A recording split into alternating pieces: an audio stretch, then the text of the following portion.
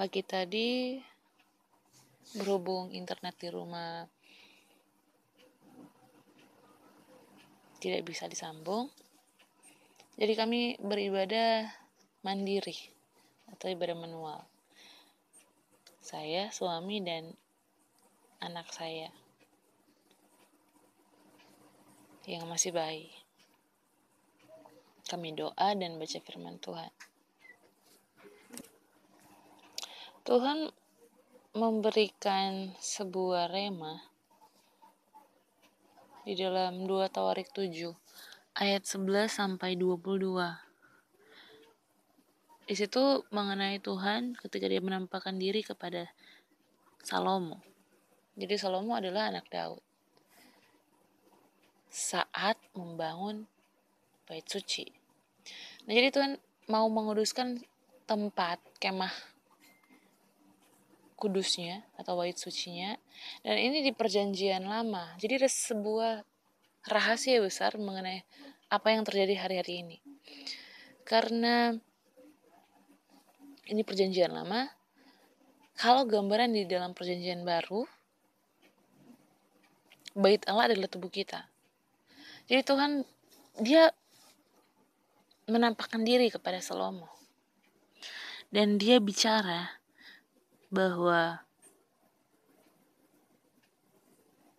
bila mana dia menutup langit, tidak ada hujan, dan bila mana dia menyuruh belalang memakan habis hasil bumi, dan bila mana dia melepaskan penyakit sampar di antara umatnya. Jadi Tuhan punya kuasa untuk menutup langit, di atas langit, dan untuk memakan hasil bumi, di bawah bumi. Tuhan punya kuasa di langit, Tuhan punya kuasa di bumi, dan Tuhan punya kuasa atas hidup manusia. Dia akan memberi penyakit sampar pada umatnya.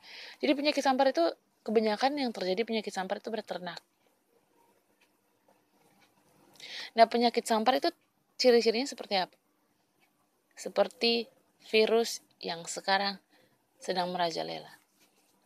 Jadi penyakit sampar itu dia bisa mati tiba-tiba.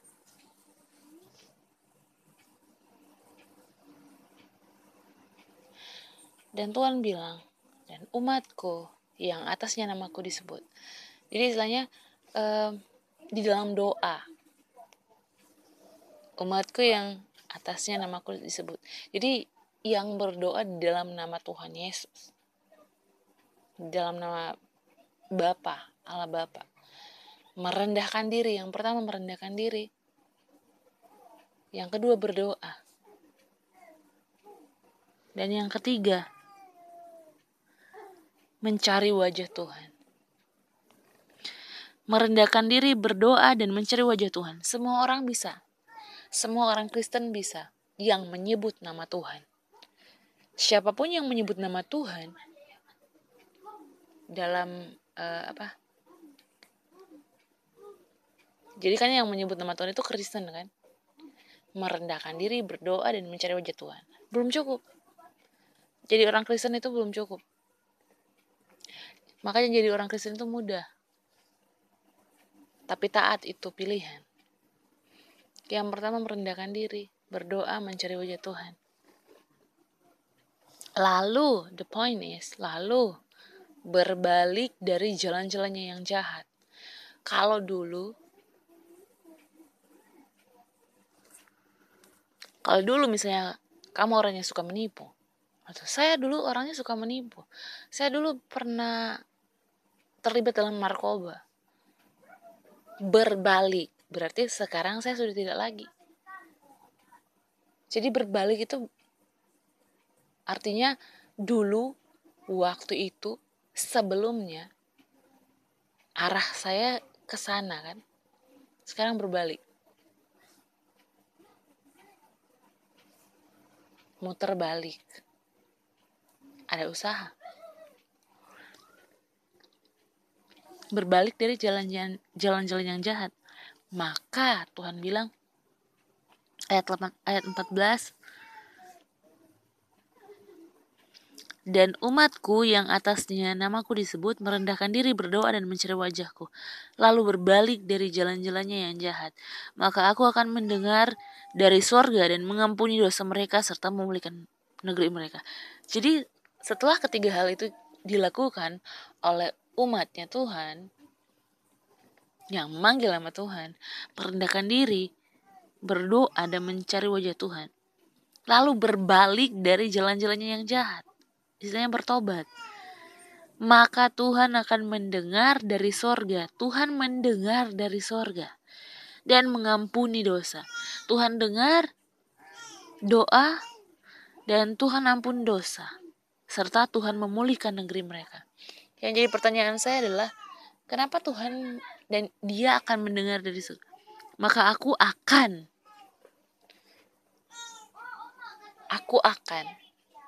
mendengar dan mengampuni serta memulihkan. Jadi ada fase dalam ikut Tuhan. Ada pertanyaan yang besar dalam diri saya tadi itu, kenapa Tuhan bilang aku akan mendengar? Kenapa Tuhan tidak melihat dari surga? Dia bilang aku akan mendengar dari surga. Tuhan biasanya ada dalam firman Tuhan, aku melihat hati mereka, atau aku melihat setiap tetesan air mata mereka. Aku akan mendengar. Ini pakai kata akan. Dan ayat selanjutnya, ayat 15. Sekarang mataku terbuka dan telingaku menaruh perhatian kepada doa dari tempat ini. Tadi sebelumnya cuma ditulis bahwa aku akan mendengar. Kemudian sekarang mataku terbuka. Jadi sebelumnya yang tadinya Tuhan cuma oke lah, aku akan dengar. Jadi misalnya ada orang yang mau curhat, boleh curhat, silakan bilang saja, nanti saya dengar. Ya seperti itu kan? Ya seperti itu. Tapi dia misalnya bisa lagi main HP, kayak bisa sementara do something, lakukan sesuatu yang lain, atau tidak betul-betul pay attention. Tapi ayat selanjutnya dia bilang, sekarang mataku terbuka. Loh tadi mata Tuhan berarti tertutup? No, tadi Tuhan baru akan mendengar. Itu ada hukum sebab akibat. Tuhan mendengar semua umatku. Jadi Tuhan dengar semua doa, mau doa di dalam apa sih namanya, doa yang tidak terlalu sungguh-sungguh. Tuhan ada orang di dalam keintiman. Jadi ada yang dasar, yang baru saja membangun dasar, dan ada orang yang sudah intim. Itu seperti kita berenang. Ada orang yang cuma tahu berenang, yang cuma bisa berenang di yang dekat-dekat pantai. Tapi berenang bisa sampai setinggi dada kan, air. Dia bisa berenang, yang penting airnya bisa sampai di dada. Tapi kalau menyelam atau tenggelam, ada orang yang punya kemampuan sampai tenggelam, bahkan sampai di dasar laut. Itu keintiman dengan Tuhan bisa digambarkan seperti itu. Nah, sekarang mataku terbuka dan telingaku menaruh perhatian. Yang pertama apa? Tuhan cuma bilang, aku akan mendengar.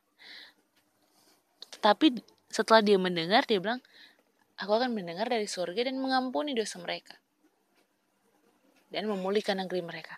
Tetapi yang intim, Tuhan bilang mataku terbuka dan menaruh, dan telingaku menaruh perhatian.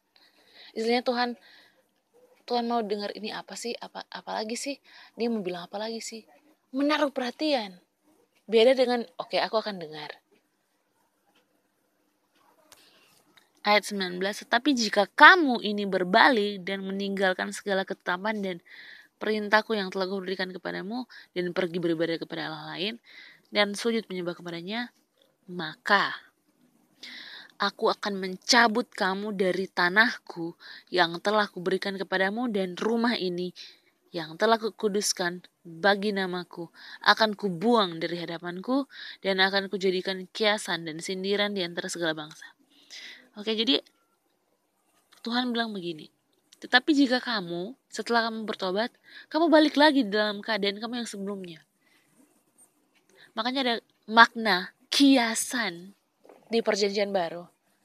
Anjing kembali ke muntahannya, itu kasar. Sebenarnya kita kalau bilang di hadapan orang, kamu seperti anjing yang menjilat ludah kamu sendiri, yang menjilat muntahan kamu sendiri, orang pasti akan tersinggung. Kenapa? Itu perumpamaan yang alkitabiah, bukan cuma alkitabiah, yang benar. Karena dari disinilah awal mulanya di Tawarik. Tuhan bilang, dia bilang di dalam ayat 2 Tawarik 7 ayat 20, akan kubuang dari hadapanku dan akan kujadikan kiasan dan sindiran. Jadi itu kiasan dan sindiran Tuhan, itu Tuhan yang bilang. Dia bilang kalau kamu berbalik, kalau kamu balik lagi, jadi orang dari jahat berbalik ke benar, Tuhan akan ampuni dosanya, kemudian Tuhan akan memulihkan negeri di mana dia tinggal. Itu cuma satu orang. Dari satu orang pertobatan, satu orang bisa memulihkan satu negeri, satu bangsa. Tuhan akan mengampuni dosanya. Nah kalau dia balik lagi di dosanya yang lama, jadi sudah bertobat kan, dari yang jahat ke yang benar. Nah kalau dia berbalik lagi dari yang benar ke yang jahat, maka Tuhan bilang, aku akan membuang kamu dari hadapanku.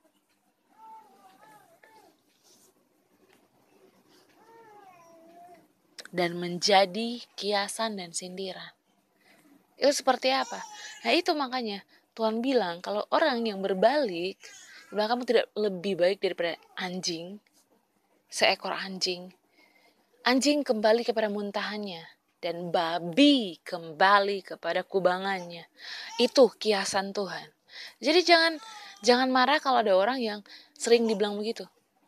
Kamu seperti babi. Toh setelah mandi, bersih, kembali ke kubangan juga, melacur, atau melakukan dosa-dosa yang lain yang lama. Bohong lagi, menipu lagi.